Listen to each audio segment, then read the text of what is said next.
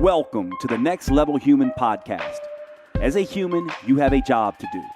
In fact, you have 4 jobs: to earn and manage money, to attain and maintain health and fitness, to build and sustain personal relationships, to find meaning and make a difference. None of these jobs are taught in school, and that is what this podcast is designed to do. To educate us all on living our most fulfilled lives through the mastery of these 4 jobs. I'm your host, Dr. Jade, Teta, and I believe we are here living this life for 3 reasons and 3 reasons only: to learn, to teach, and to love. In this podcast, I will be learning, teaching, and loving right along with you. I'm grateful to have your company. Here's to our next level.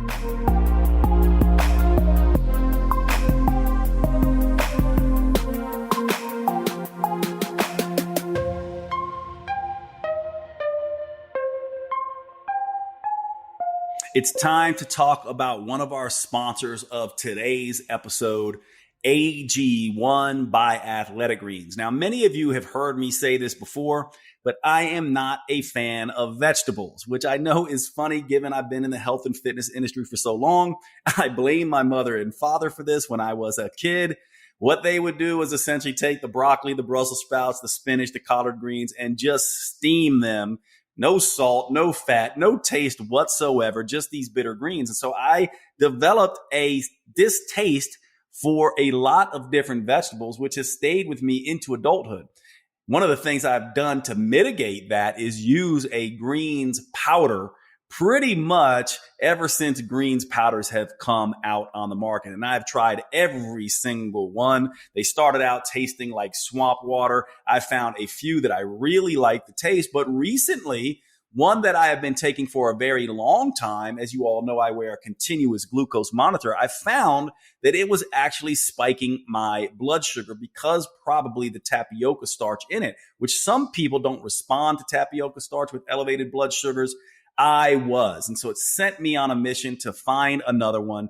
And one of my friends turned me on to AG1 by Athletic Greens. Now, I've heard about Athletic Greens and AG1 for quite some time. I just never tried it. And now that I have tried it, I have become a huge fan. So much so that I partnered with Athletic Greens and AG1 to sponsor this podcast. Now, let me tell you what happened here. After I saw that my blood sugars were spiking, my friend gave me a couple samples of AG1. I began using those and testing the blood sugar and found there was no spike. The other thing I found is that AG1 is interested in its taste profile. It's very neutral. The one I was taking before was a little sweet. I really loved it. But this one is very neutral, which actually suits me because what I found is I can actually not only take this first thing in the morning in water and have it taste very neutral, almost like there's nothing there. I can also add it into my protein shakes, which means now I'm getting double the greens than I was getting previously because I add this right into my protein shakes and it does not change the flavor of the shake at all. The other thing I realized once I started looking at the label is that this product is not simply a greens product. It also is a multivitamin, multimineral. It also has fiber, which acts as a prebiotic. It has probiotics in it, and it has functional mushrooms, which act as adaptogens in it. That's 4 different products essentially in one. And I've been taking mushrooms for some time. I stopped taking them now because now I have this in my greens. I have also taken my multivitamin and make this my multivitamin. So I'm actually saving money, and this is going to save you money as well. The product AG1 is also NSF certified. And you're going to say, Jade, what does that mean? The National Sanitation Foundation is a foundation that essentially does testing on products to make sure there are no harmful substances, no persistent organic pollutants, no heavy metals. Now, this costs money to do. AG1 and Athletic Greens has spent the money on this. They spend money on making sure that the product that you are getting is good quality without contamination in it. And you might say, well, Jade, isn't this true of all products? And actually, no, it is not. If you ever follow some of the news in this area through consumer labs and other things that do testing on these products, you'll see that many of them will have trace levels of things like mercury and cadmium and lead and things like that in them because they're not doing this testing. So this is an extra piece of insurance for us. The other thing I love about this product that I learned as I was doing my research on it is that this is the 52nd tweak or adjustment they have made to this product in their existence. AG1 has been tweaked 52 times. Now you might say, well, Jade, why would they be doing that? And the reason why is because they continue to improve. We know that science is evolving.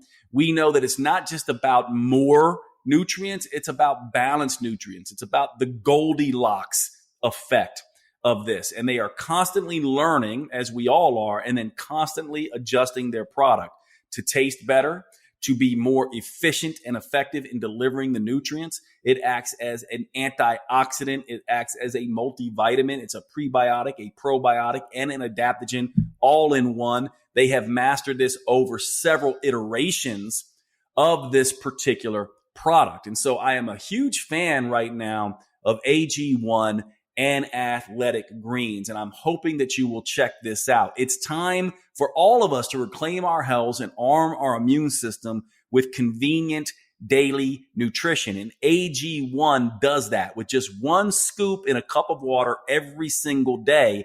That is all you need. There is now no longer a need for a million different pills and supplements to look after your health. All you need is this particular one. It really clears the stage to simplify your supplement regime. To make it easy for you, Athletic Greens is going to give you a free 1-year supply of immune supporting vitamin D and 5 free travel packs with your first purchase. All you have to do is visit athleticgreens.com/next level. That's athleticgreens.com/next level to take ownership over your health and pick up the ultimate daily nutritional insurance. Check out AG1. I love it. I know you're going to love it. And I'm so happy that they are on board to sponsor the podcast as well. Thanks so much. Check out AG1, athleticgreens.com/next level. And let's get back to the show. All right. What's going on, everybody? Welcome to today's show. Today, we're going to do sort of a follow-on podcast from the last episode, which was on purpose and pain. And I got a lot of feedback from all of you on that last episode. It is one of these things that all of us humans struggle with, something that is always in the back of our mind and something that I think a lot of people are hungry for, but it's not talked about a lot, which is why this podcast is making it's sort of one of its major goals to begin talking about how to handle suffering. And along with suffering and pain and turning that into purpose is the idea of resolve and resilience and grit and courage in the face of difficulty. And so this particular talk is a version of the talk I gave at A4M along with the talk on pain and purpose that you heard in last week's episode. So these two episodes sort of go hand in hand. So I believe last week was 187.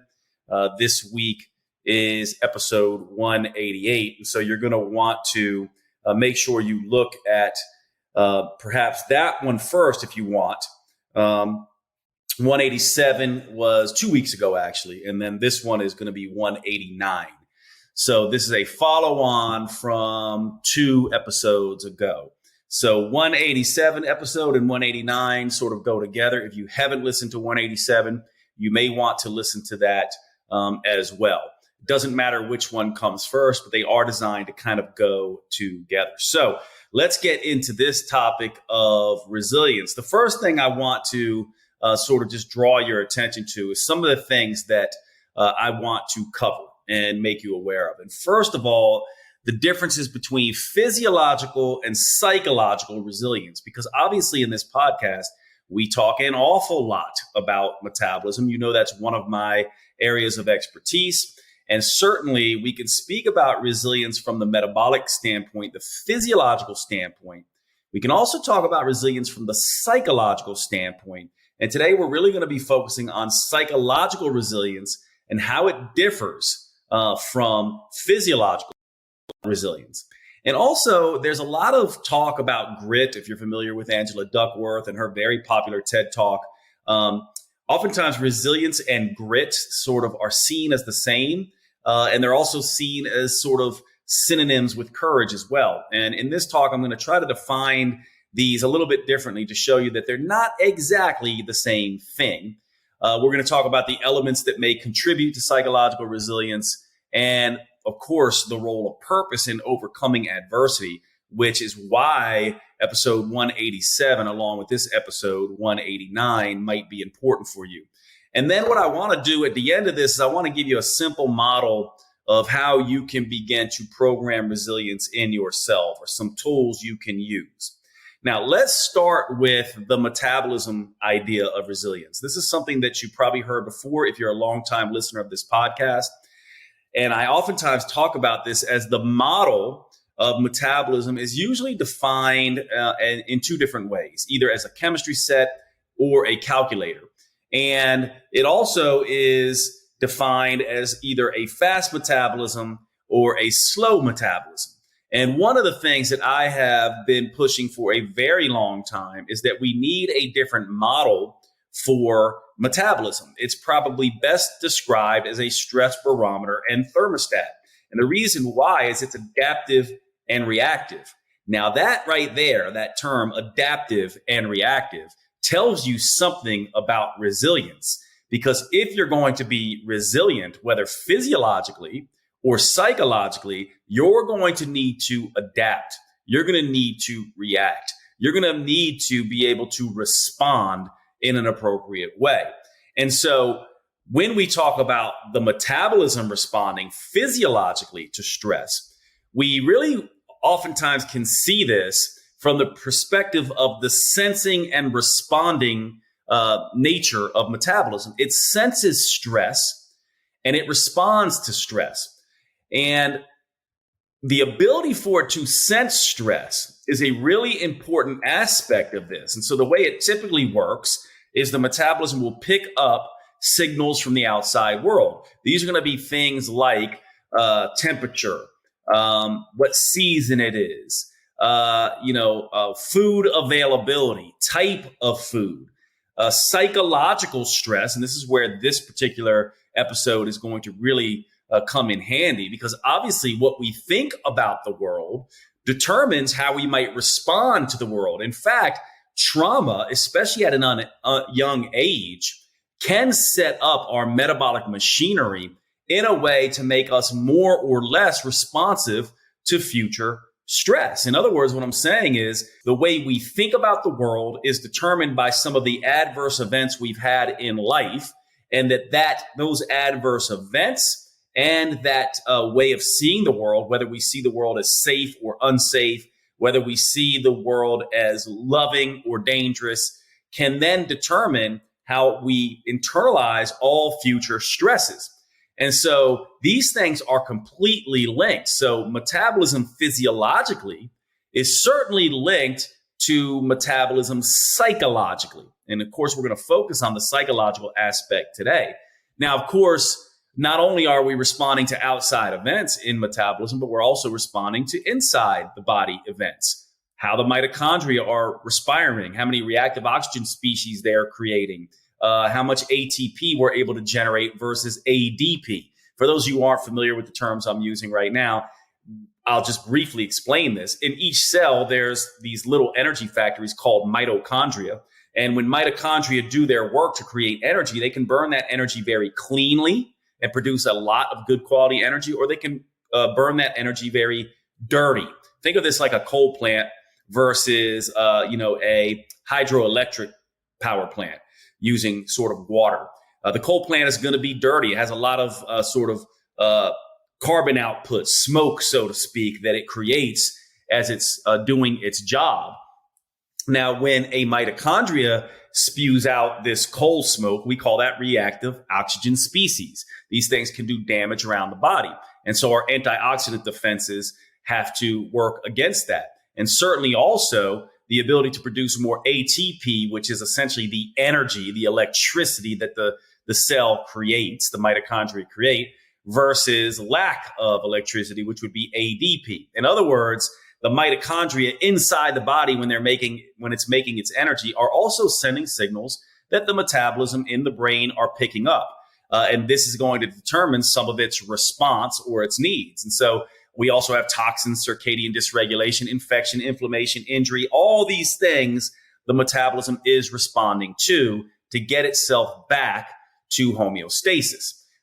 Now, the thing that I'm really trying to draw your attention to here is that there are ways in which we can understand how the metabolism is responding physiologically, how much stress it is under physiologically. I oftentimes talk about this as this acronym you all know me for, SHMEC, sleep, hunger, mood, energy, and cravings. When SHMEC, SHMEC, sleep, hunger, mood, energy, and cravings are out of check, it's an indication that the metabolism is physiologically under stress and not being able to be very resilient physiologically. It's not able to bounce back. If it was, then sleep, hunger, mood, energy, and cravings, exercise performance, exercise recovery, all these things would be more balanced.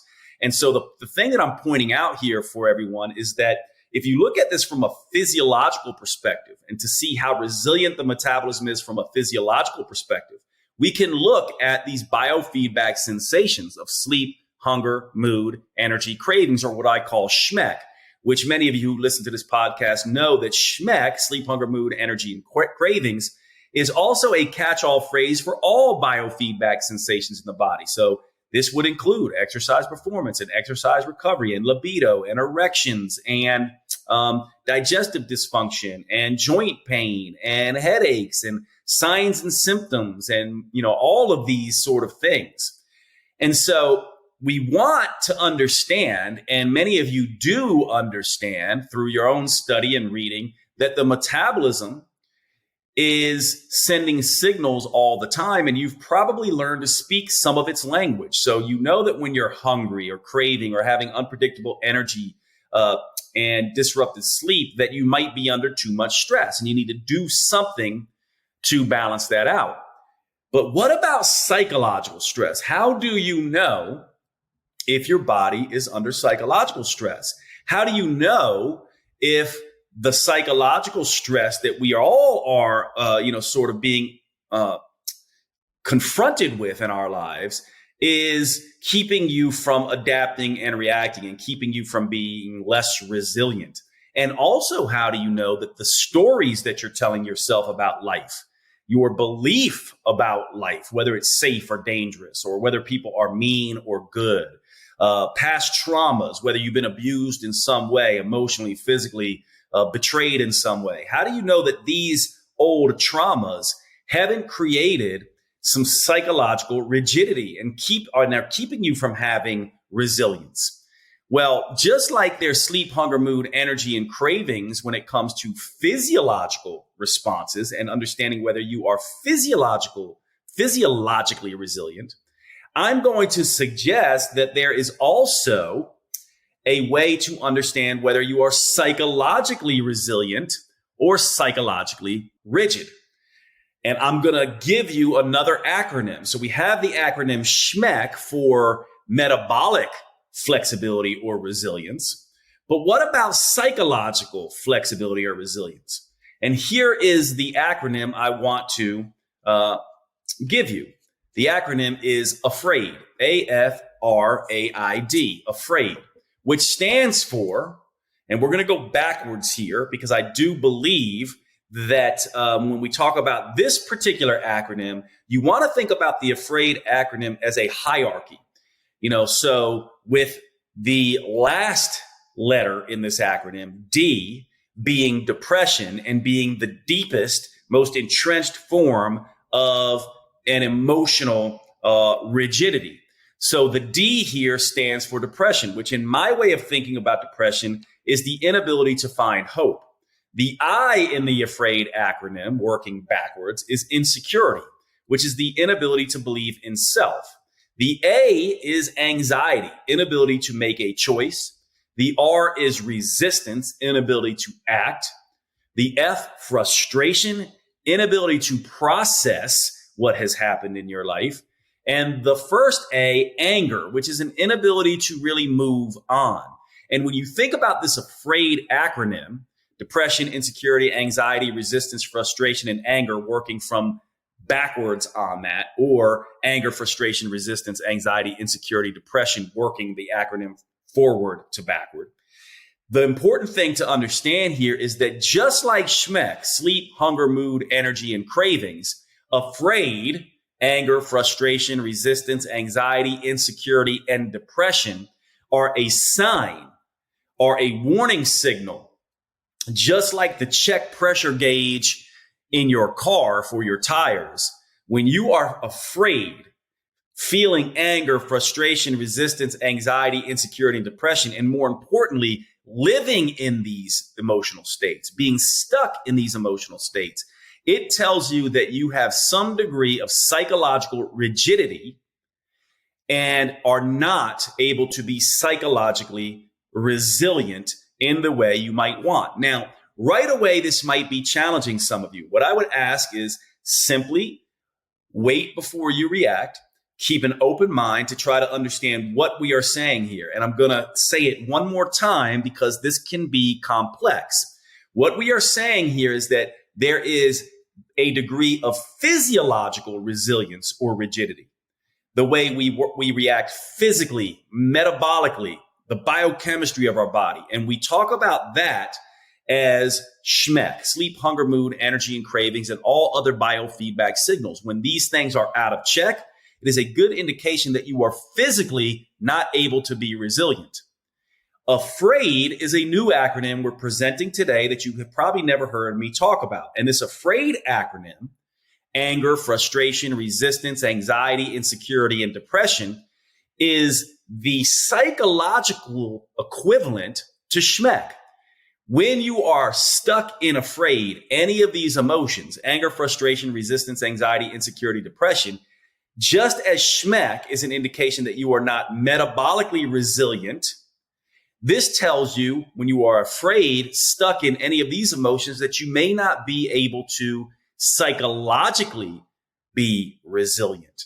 And so this is a new way to understand some of these emotions. Now, one of the things that I want to talk about with emotions is the following, because a lot of people might say, well, Jade, aren't we supposed to feel these emotions? Like, isn't anger, frustration, resistance, anxiety, insecurity, and depression, isn't this useful and necessary? Shouldn't we be in emotional integrity? Shouldn't we feel these things? The answer to that is absolutely.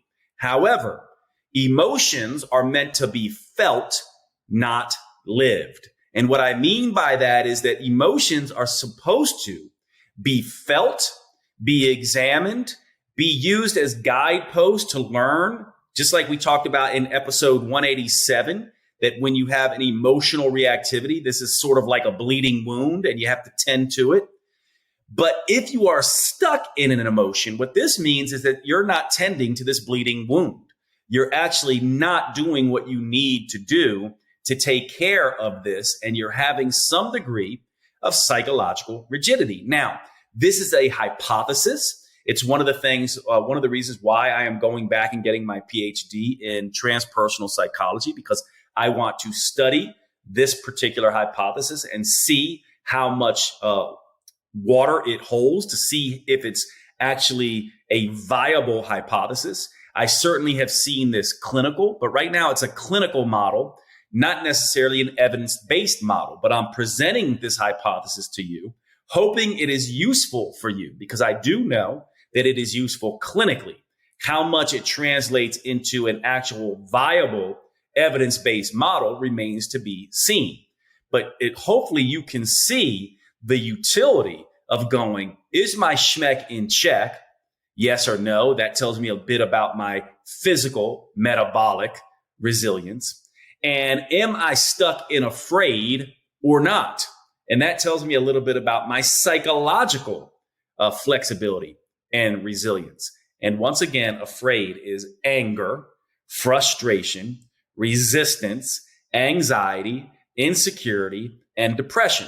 And you want to look at this acronym as starting from least entrenched, most able to move you out of this stuckness, to deepest entrenched and least ability to get you out of this stuckness. In other words, anger is a far more useful emotion to move you out of dysfunction and get you into a resilient state than is depression.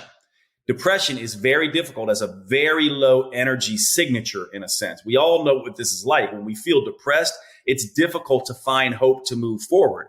However, when we feel anger, anger is oftentimes the catalyst to motivation and drive and focus. And it's pretty easy to move from anger into taking action to do something beneficial. It's more difficult to move from depression to action. And that's why this AFRAID acronym goes from most sort of energetic in anger to least energetic with depression. So hopefully that's making sense. And it's important, and I'm harping on this because as we go through today's episode, it's going to be important that you understand what we're talking about here. I'm sorry to break into the show, but I wanted to take a second to cover one of our sponsors and tell you all about Paleo Valley at paleovalley.com. These are the grass-fed sticks that I tell you all so much about that all of my friends know I have on hand constantly. They are in my car. They are at my house. I keep them at my sister's home and my parents' house. I have these things everywhere because they are the simplest, most convenient whole foods protein supplement you can get. Almost like carrying around pure protein, low carb protein in your pocket. They also, these Paleo Valley beef sticks are the only 100% grass-fed and grass-finished beef sticks on the market. They use organic spices. They are naturally fermented instead of using nitrates and nitrites that can be a problem in some of these cured meats. And they simply taste fantastic. Check out the original or the jalapeno. Those are my favorites. Please make sure you go over to paleovalley.com and visit. When checking out, use the code NEXTLEVEL for a 15% discount. Remember, our sponsors keep the show going by you giving them your patronage and spending your money on these high quality products. You actually do a few things. One, you're helping to support the podcast. And two, you are helping your health.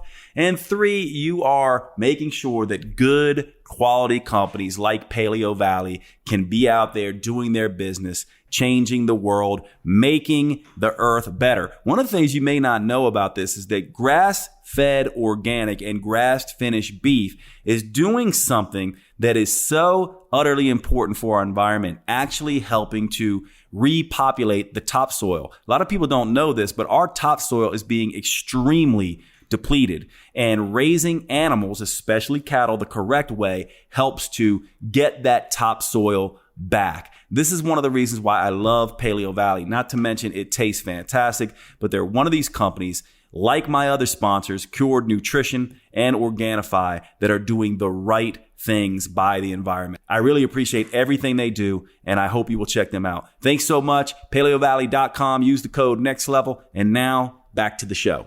So just one more time, physical resilience comes down to metabolic flexibility, and we can use SHMEC as a good determination, a general determination about whether we are physically metabolically resilient.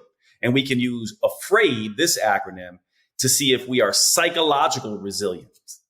Now, one of the things that is determinant of, not just a little bit, but highly determinant of whether or not we are going to have psychological resilience and be stuck in the emotions of AFRAID or not, is our belief in self, most importantly, the belief others have in us as well, and most importantly, perhaps, the belief that the hard things that happen to us can be used to help us get better and grow. As a matter of fact, when I look at the research, which is really difficult, kind of all over the place in terms of what we need to think about purpose and resilience and what makes someone have grit or courage or rise up to difficult times in their lives, it really comes down to me three things when you really sort of look at the totality of the research that I have looked at. And those three things are belief in self, belief others have in you, and the belief that stressful, hard traumas, tribulations, trials can be used to grow and get better. And in fact, that may be their very purpose. That may be their very purpose. Now, one of the things to understand about resilience and to understand about this AFRAID acronym and the propensity for us to get stuck in these emotions is to think about going on your own hero's journey. And I did a episode on being a hero in the past. And I'm going to just really quickly check here because this is another thing that you're probably going to want to review here, because being a hero and the idea of being a hero is very important, especially when we contract it with being a victim. And we're going to get to this in just a minute, because victim mindset is the opposite of hero mindset. And being stuck in victim mindset is going to keep you from being a hero. Now, the hero episode is episode 167. So to follow along with this episode, you're probably going to want to listen to episode 167 and episode 187. This episode is 189. And this is going to be a really good 1, 2, 3 punch to get what I'm talking about here. But to become resilient, to believe in yourself, to get other people to be on board with what you're doing, and to have the steadfast resolve that your trials and tribulations can be used to make you better, you need to see yourself, in my way of seeing it, as being on a hero's journey. So let's go through this hero's journey really quickly. What happens in a hero's journey? And as we're talking about this, you can think about this from any good movie you've ever seen. One of the things that happens is when you enter into a good story, whether your story, the story of your life, the one you're living right now, or a movie or a book, one of the things that happens is you get this lightning strike moment, this thing that happens where everything changes. There's abuse, maybe there's betrayal, someone dies, something happens that someone gets fired from their job, someone breaks up with their lover, whatever it is, something difficult happens in life that changes everything. And once this trial, this trauma, this tribulation, this difficulty, this pain, this hurt, this suffering happens, it throws the person into disarray, into a place of uncertainty and discomfort. And the normal response to that is at first a place of resistance. When something happens that changes everything, we want to resist. We want to go back to certainty, even if that place of certainty wasn't necessarily the best place for us or was doing us the best good. And the reason why is because we humans, we prefer the devil we know versus whatever we don't know. Because we go, well, I'm handling this thing just fine, no matter how tough it is. And I can't predict the future. I definitely don't want things to be worse. And we would rather stay in certainty than take the chance. This is what many people will do. And this is what resistance does for us. And resistance is this place where we are unable to accept. We deny. There's a refusal to change. We have a tendency to blame. We have, sort of this victim mindset. It's someone else's fault. Here we have, this is where repeated emotions come in, familiar patterns, recurrent obstacles come up. And we sort of get stuck in this vortex of hurt, which is a lot of it is self-imposed. And if you want to be resilient psychologically, you need to understand the very normal, but also very destructive tendency of us humans to go into a place of resistance after we have these traumatic events. We go into a place oftentimes of denial and unable to accept, a tendency to blame, to complain, to whimper, to whine, to deny, and to distract. This is what we do, and this is the state of resistance. Now, with this state of resistance, we have to, at some point, if we're going to escape this, and rest assured, many people don't. This is why resilience is very difficult and relatively rare. Many people don't. But what has to happen to get out of resistance is a change in perception, a change in the way we see the story. And this is where the victim mindset and the hero mindset come in very strongly, because we can and we should be victims for a time. When things happen that are difficult, it is appropriate and it is good and it is something that is valuable to have some level of crying and sitting in the pain and feeling sorry for ourselves and wanting help and feeling the negative aspects of this. Everyone has the right to be a victim for a time.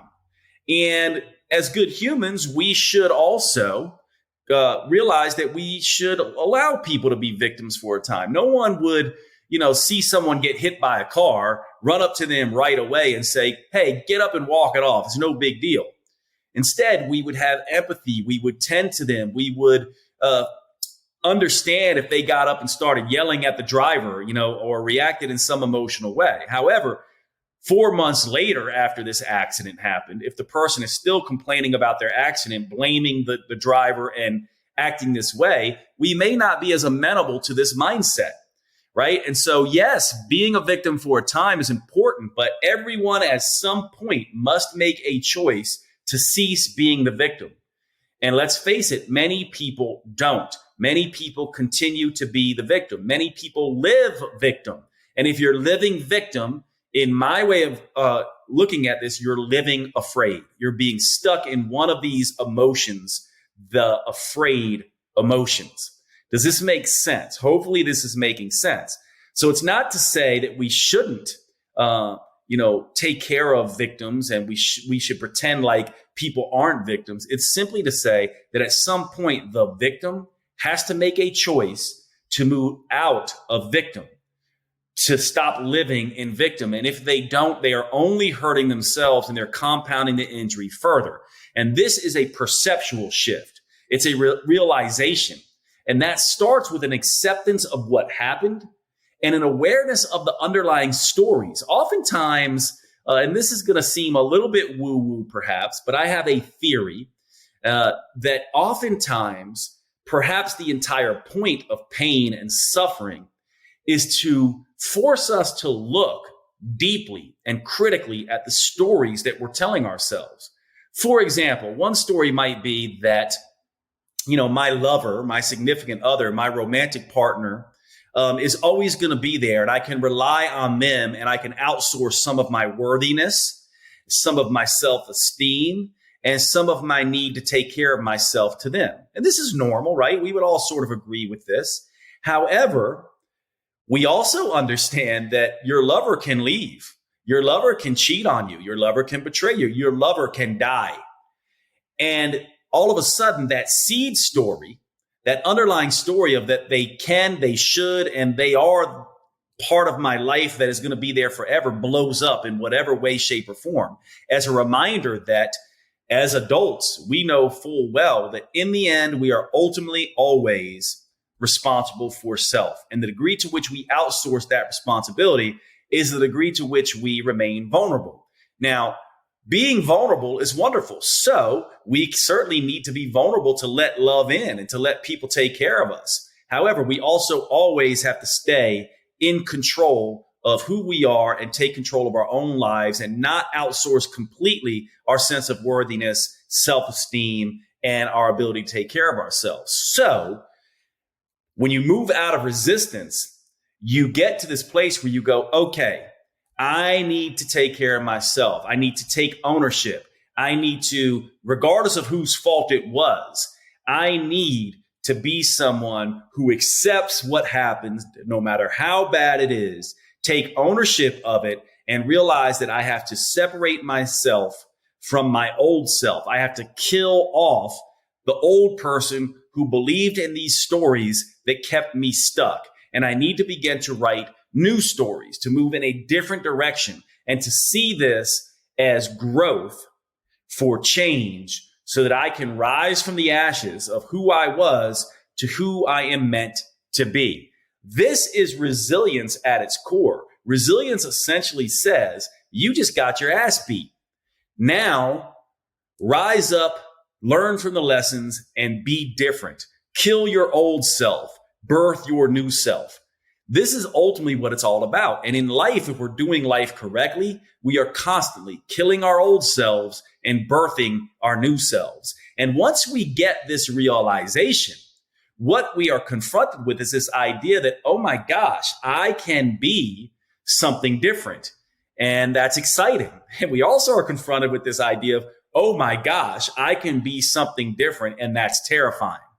And so we have to begin walking this road where we begin to understand that who we want to be and who we were are oftentimes at odds. And there's going to be this gap in understanding. And so we're going to need to have new experiences and develop new knowledge and begin to grow in a different way. And this is where wisdom comes in, right? This is where this idea of wisdom, where knowledge plus experience brings us new insights and new information and a new way of being, becomes critical for resilience. And so we travel this road, and along that road, we develop humility. We begin to admit that we don't know. We begin facing fears and our failures and realizing that we are dysfunctional human beings. And we start to take responsibility more for our choices and actions. And we begin living what Rilke describes as living into the answer. And this is when oftentimes purpose begins to emerge. And resilience begins to become a dominant feature of our personality. And once this begins to happen, now we can get more into a purpose-driven life, a desire to create. We start realizing that life is not about reward, acknowledgement, and reciprocation. We start living for the sake of living. We start doing for the sake of doing. We start giving for the sake of giving. We start being different. There's an old saying that the person who loves to walk will walk far further than the person who loves the destination. And the point of that sort of quote is to understand that when you begin to love the journey of life and you begin to see both compliments and criticisms as fuel for growth, and fear and failure as well as fun as being just as useful, and that growth is about good things and bad things, you all of a sudden start to be in a much more resilient state. I want to jump in real quick and tell you about one of my favorite new products. And to start out, I want to ask you a question. If you had to follow your friends around who are not the healthiest in the world and see what they are doing, what would be the number one thing you would probably tell them to do to start? For most people, that's going to be drinking more water, right? This is something that we talk about all the time in health and fitness. It's almost as if we think of it as an afterthought now because obviously water is so crucial.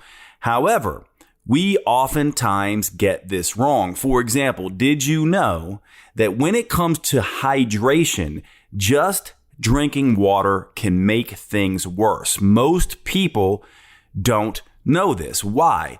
Partly because most people are over drinking water and under consuming the electrolytes that help water do its job. What we don't realize is that hydration is not just about water. It's about electrolytes, the minerals in there, as well as getting that water into the cells. And so you do not want to be over consuming water if you're not getting your electrolytes right. And this opens up a whole new discussion because most people are not getting their electrolytes right. For example, did you know that low sodium, too low sodium, is an issue? Just as much, if not more so, than high sodium. In other words, what we want if we're going to get the right electrolytes is to get the right amount of sodium and potassium and magnesium in the Goldilocks zone. We don't want too much. We don't want too little. We want it just right. This opens up a whole other thing here too, because people who are exercising, doing sauna therapies, doing low carb diets are disrupting and losing lots and lots of their electrolytes. For example, when insulin is not around in low carb diets, you will excrete lots of sodium. In other words, under that state, exercising, low carb diets, all these things, you actually need more sodium. And so if you're somebody who's been just drinking water, not paying attention to electrolytes, and also feeling fatigued, feeling like you're underperforming, not sleeping right, getting cramps, twitches, headaches, any of these things, then you are probably dealing with an electrolyte issue. This is where the product Element comes in. This product has been a game changer for me and many of my patients and clients.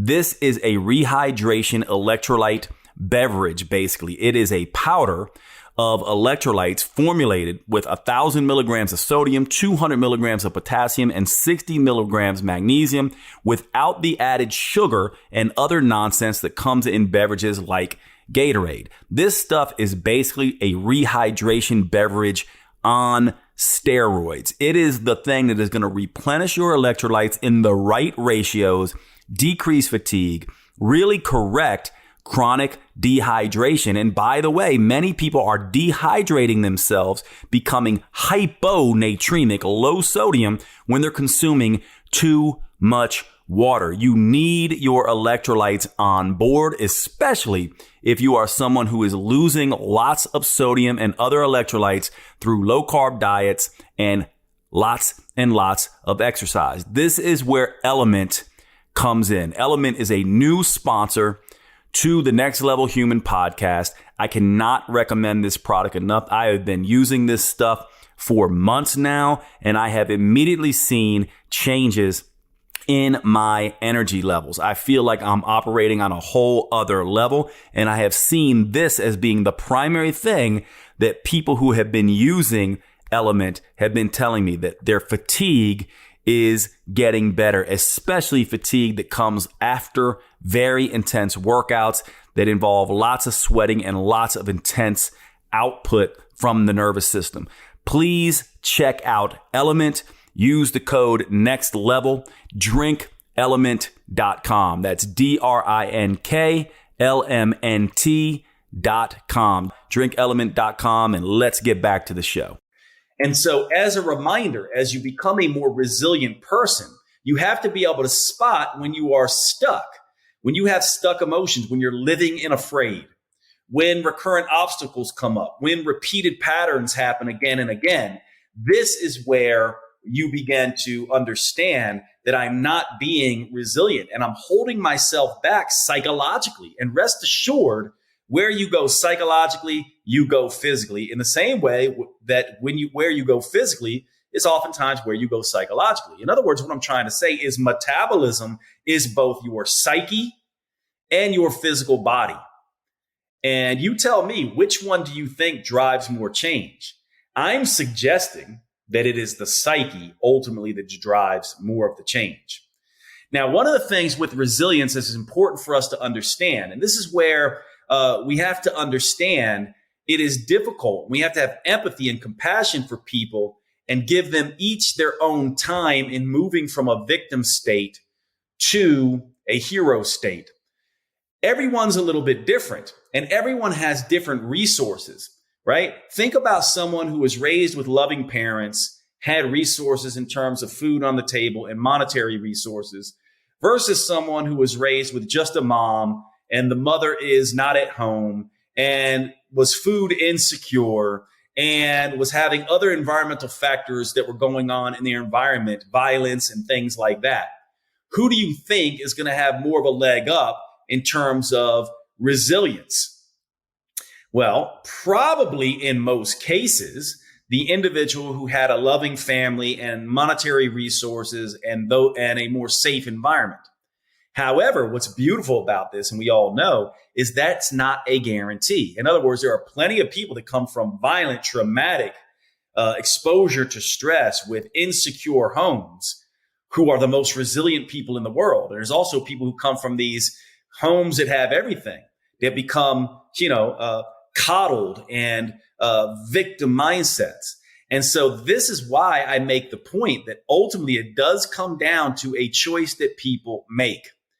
And the reason I'm confronting you with this right now is because I want to ask you, it comes down to a choice. And I oftentimes think, and I do believe this, that suffering sometimes when you get knocked down to your lowest rung, this is oftentimes the catalyst that makes people finally go, okay, enough, and move from resistance to resilience, right? It really is. And so oftentimes it's a choice, and that choice is oftentimes forced on us by life. Think about it. Life has a way of tapping you on the shoulder, then smacking you across the face, and then kicking you in the gut as hard as it can if you're not paying attention and not listening.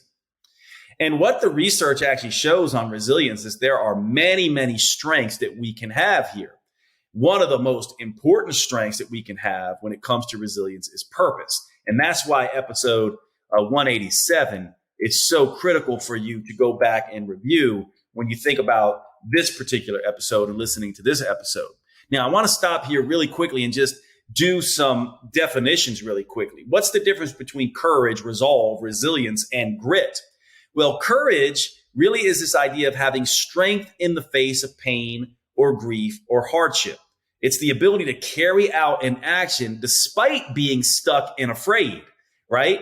And so courage is a big piece of resilience, but it's not entirely the whole idea of resilience.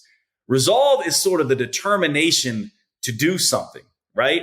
And so when you have courage, this strength to face pain and grief and hardship, with resolve, this determination to do something, now you're getting closer to what resilience is, which is the ability to maintain this healthy physical or psychological functioning despite significant adversity. This is really important. And why would you have this ability in the first place? If you're getting your ass beat constantly, you keep getting kicked, why would anyone get back up? Why wouldn't anyone just throw in the towel and just be like, this is all empty and meaningless? The reason would be to have purpose.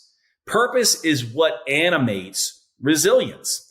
And so when you think about grit, right, to me, it's really purpose and resilience over the long term. It's resilience plus purpose. That's ultimately what grit is. People who have a reason and a passion to be resilient in the first place. And so you really cannot have resilience without having purpose. Now are you seeing how powerful this is? So let's talk about a brief study here. And this study is titled Childhood Adversity, Midlife Generativity, and Later Life Well-Being. And in this study, which is a review study, it basically talks about the idea that resilience is not going to eliminate the negative aspects of hardship. In other words, having resilience doesn't take away the pain. You're not going to be able to get out of this life without pain and suffering.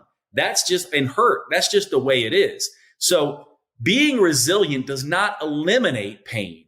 What it does is it allows yourself to pick yourself back up and re-engage in spite of pain. That's what real resilience does. And in this study, this term generativity really is synonymous with purpose. It is a trait that begins to put effort and care into the well-being of others. So isn't this interesting that generativity is a concern for people besides myself and my family? It's a desire to help guide the next generation. And this generativity or purpose is highly correlated to resilience. So what's beautiful about this is not only does hardship, trauma, suffering confront us with a choice of whether we're going to be resilient or whether we're going to be in resistance, but it also makes very clear from the research that once you start to be resilient, once you do start picking yourself back up, something transcendent begins to happen. All of a sudden, you begin to have compassion and empathy and purpose, not just for yourself, but for other people. So what I am actually suggesting here is that pain and hardship and difficulty is the generator to being a next level human. It is something that points you to something transcendent about life, something very different, something that allows us to have a sense of fulfillment, something that allows us to see our life is more than what we actually think, that we are important, that we do matter, and that our struggles, in fact, are the very thing that make us most precious to the human ecosystem. Because that's what we're in. We're in a human ecosystem. Each of us matter, and our suffering and our trauma and our hurt and our difficulty actually is the thing that will point us to how we matter and how we can make a difference. Because rest assured, you are living a story, and you're living, in fact, many stories. And the fact is that trauma and suffering and difficulty are going to force you to confront those stories and to rewrite those stories. And the degree to which you are able to rewrite those stories and become a better human is the degree to which you will make life matter and make a difference and make the world better for other people, not just yourself. And I oftentimes like to say, if you believe life is a war and that's the story you're telling, you're going to see battles everywhere, right? That's what you're going to see. However, if you believe that life is a battle and you are the healer, right? You are the medical technician. You are the person who, shows up and helps people survive. You're going to see things differently. And if you believe that life is a video game and it's all about leveling up, you're going to see life very differently. Those beliefs can make you more psychologically resilient, can they not? Now, the final thing I want to get into here is something that's very important, because if you're listening to this podcast, hopefully very astutely, you should be asking yourself, okay, Jade, I get it, but I'm confronted with things in life that are difficult, and I don't always know what's the best approach. I have been burned. People have been mean to me. I have been betrayed. I have had hurts, and I am trying to grow from those, but I tend to make choices. And what you're telling me, Jade, is that I tend to make choices that are more familiar. But how do I know when I'm confronted with something like a new relationship that looks maybe the same? I have a choice between this person A and this person B. And which direction do I go here? Or I have a choice between this career and A and this career B, or staying in a career A and being an entrepreneur B. Like, how do I make sense of these choices? And what I would suggest is that your emotions really often tell you an awful lot about this. So what I would say is anger, frustration, resistance, anxiety, insecurity, and depression, this AFRAID acronym we talked about, when you feel more of these, it's a good indication from my perspective that that choice is probably not the best thing for you.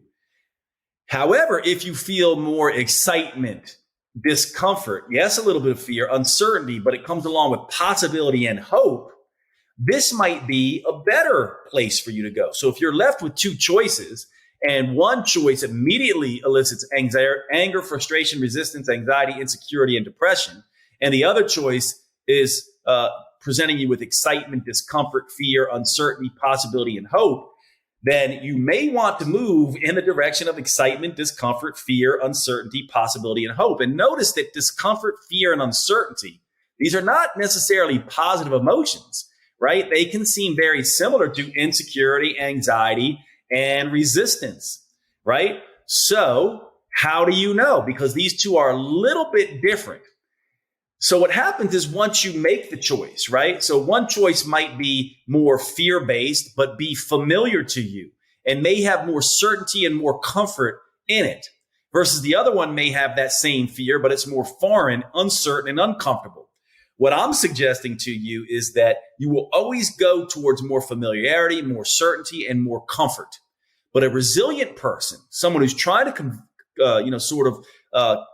build resilience, is probably going to start to recognize that, okay, this looks more foreign. This looks more uncertain and more uncomfortable. The other thing, they both have fear associated with them, but the other thing is more familiar. It looks like something I've done before. It's more comfortable.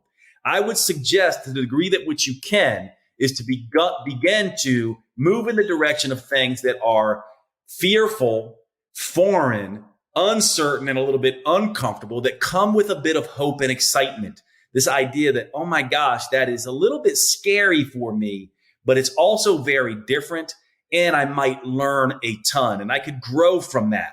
Versus, this is a little bit scary, but not as scary, and it's more familiar and comfortable. So I think I'll go here, and maybe I won't learn as much. So when I like to make decisions, and I'm working with people in this regard and teaching resilience, I'm more of the mindset of go where the growth is.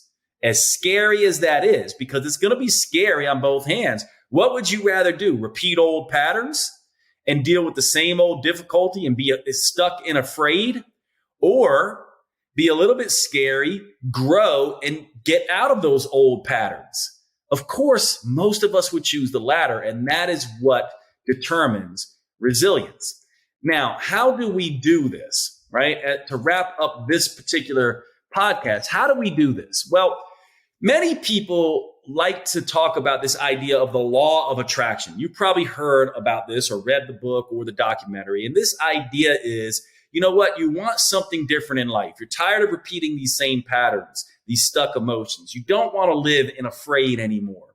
And so the idea is to begin to think about how you do want your life to be. And the universe supposedly, quote, hears you and, quote, answers your prayers. In other words, the idea of the law of attraction is that thoughts become things, right? You probably heard this idea. The problem with this idea, though, and it's not completely incorrect, I just think it's not complete, is that thoughts alone don't help you feel different. If you're someone who's never been able to feel differently than afraid, and you're always stuck in afraid, then what makes you think your thoughts are immediately going to allow you to feel something different? You need to naturally feel something. You need your thinking and your feeling in alignment. Now, what is the best way to get your thinking and feeling in alignment? Well, if you act a particular way, that is going to align thinking and feeling. In other words, you can think a thing and not act it. You can feel a thing and not necessarily act it. So this idea of fake it until you make it is not the right idea. It's really be it until you see it. So it's not the law of attraction. It's the law of recognition. And the law of recognition basically works like this. Let's say you want to, the example I always use is buy a red Tesla. And let's say before you're aware of wanting to get a red Tesla, you didn't think about Teslas. You weren't aware of them. But as soon as you decide, I think I'm going to buy a Tesla and I think I want a red one, all of a sudden, red Teslas start showing up everywhere. You start seeing Teslas all the time, and an inexplicable amount of those Teslas turn out to be red. Now, the law of attraction would say something along the lines of you just manifested these, they just popped into reality. The law of recognition would say they were there all along. Your brain has now just primed to them, and you started to recognize them now. And we all know what this is like. You read a particular book, you watch a particular movie, you meet a particular person, and it shifts you in a way, and things that you didn't know become an awareness that you now have. And this is how we grow as humans. So what we want to be thinking about is we want to be thinking about this idea of being it until you see it. Fake it until you make it means I'll think the thing, I'll pretend the thing, and when people are watching me, I'll be the thing. But as soon as they're not watching me, I'm going to go back to doing what I did before. If you really want to build resilience and growth and become the thing that you want to become and escape the stuck emotions of afraid, you have to be the thing when people are watching. And more importantly, you have to be the thing when they're not watching. So you need to be it until you see it. So one of the reasons that I started talking about this idea of be it until you see it is because it is a clear distinction from fake it until you make it. You want to act, think, and feel in alignment. And that is the definition of being. So how do you do that? Well, you start acting like a method actor. A method actor is someone who doesn't just play a role. They're not faking it. They actually become that role. They act as if they are that thing from the moment they wake up to the moment they go to bed. In fact, they even start dreaming as if they were that perceptual awareness. And this is how you escape resistance. And this is how you begin acting as if and enter what I would call the confidence, competence, courage loop. If you have courage to act, you will develop some confidence. You will then develop some competence, which gives you more courage. Or we could start with confidence. If you take confidence and succeed and get more competence, you'll develop some courage. Or you can start with competence, right? If I can develop some knowledge, some competence around something, that will give me more confidence and courage, and they all feed back on each other. And this is how this works. It's not fake it until you make it. It's be it until you see it. Faking it doesn't build resilience. Being it builds resilience. And this means that we have to confront our fears. And again, I want to break down a common acronym that people use for fear: false expectations appearing real. I don't think that this idea of fear is useful at all. Fear is not false expectations appearing real, because let's face it, there is real danger in the world. There are really things that you should be afraid of. However, when you think of fear, I think you need to be thinking of it as find, engage, and resolve. You need to dip your toe in the waters of fear. You don't want to jump in the pool. You stick your water in. You have some success. You build some resilience. Then you stick your foot in. Then you stick your leg in, right? You slowly expose yourself. And this is what we do when we're doing psychology with people who are building resilience. We use exposure therapy. In fact, there's research on arachnophobes, people who are afraid of spiders, who use exposure therapy, a stepwise fashion of finding, engaging, and resolving their fear by first learning a little bit about spiders, developing some competence about spiders. Second, watching a video about spiders, seeing them on a TV screen, building a little bit of more competence and a little bit more courage and confidence around understanding how spiders move. And then seeing spiders behind a cage, protective glass. Then being in the same room with a spider, but the spider's in a protective container that's covered. And then being in the same room and taking the top off of the container. Then being in the same room and touching the spider with a big long stick. And then being in the same room with the spider and actually at the end of these studies, holding an actual tarantula. And this is a exposure therapy that has been done inside of 2 hours, taking people who are terrified of spiders in a 2-hour session and actually getting a very high percent of them to actually hold the spider. And these extinction of this fear can last up to 6 months later. This is how powerful developing a resilient mindset can be. So how do you do this? I call it a fear PR.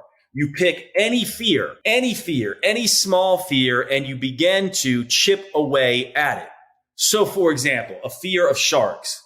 Your first approach in dealing with this fear PR number one might be watching Shark Week, watching TV about this. Fear PR number two might be going and swimming in the ocean. Fear PR number three might be getting certified in scuba and going scuba diving in deeper water. Fear PR number 10 might be swimming with trained shark divers with sharks swimming around you. And in between, maybe you do some cage diving or whatever. This is how people overcome their fears. Flying, right? Maybe you first watch about flying, learn more about flying, fly, on a regular plane, then fly in long distance, then fly over the ocean, then do some skydiving, etc., right? One very simple way of doing this, and I always oftentimes like to use this, is the fear of being alone. How would you chunk this fear down? Well, you can essentially start by going to see a movie, something pretty easy or a little bit anxiety ridden when you first go into the movie theater. But then, you essentially are sidetracked by the film, and then you have a little bit more anxiety when you leave.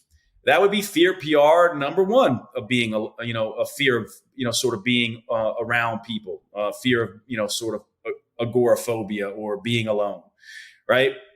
Doing things alone, rather. So not agoraphobia. Agoraphobia would be fear of crowds. We're talking about fear of being alone here. So fear PR number two might be go out to eat alone. Fear PR number three might be go out to eat alone without your phone, so you can't be distracted. Fear PR number four might be, go for a hike alone, go for a weekend alone somewhere. Fear PR level 10 might be go to Paris where you don't speak the language, stay a week by yourself, maneuver around the city. Think about how this would build resilience. This is how we begin to make ourselves more resilient and understand that when we have a deep purpose, we have this engine that drives resilience. Life is about learning, teaching, and loving. We oftentimes talk about this. How can we do that if we are stuck in old stories, if we are stuck in afraid, if we don't develop resilience And how can we develop resilience if we don't have purpose? And so this to me is how we begin to make change. To be resilient, we must confront uncertainty and discomfort. We must see hurt, hardships, traumas, trials, tribulations as fuel for growth. And slowly over time, as we expose ourselves to these things, we escape the victim mindset, move into the hero mindset, develop some confidence and competence and courage that builds on itself. And before we know it, we are a different human being who has resilience, who can grow, who has some self-autonomy, who doesn't completely outsource their sense of worth, and who has a deep purpose and knows that we matter and can make a difference in the world. I hope today's episode was useful for you. Please let me know how you liked the episode. I would love it if you send me a DM on any of the social medias or send an email to support@jadeteta.com. I'd love to hear your feedback. And as always, please consider giving a review for the podcast. Your reviews really help get other people interested in finding the podcast. It would be amazing if you'd go over to Apple Podcasts and submit a 5-star review there or whatever review you like. I want your feedback, and I really appreciate you enjoying the podcast and showing up here. Thanks so much, and I'll see you all at the next episode.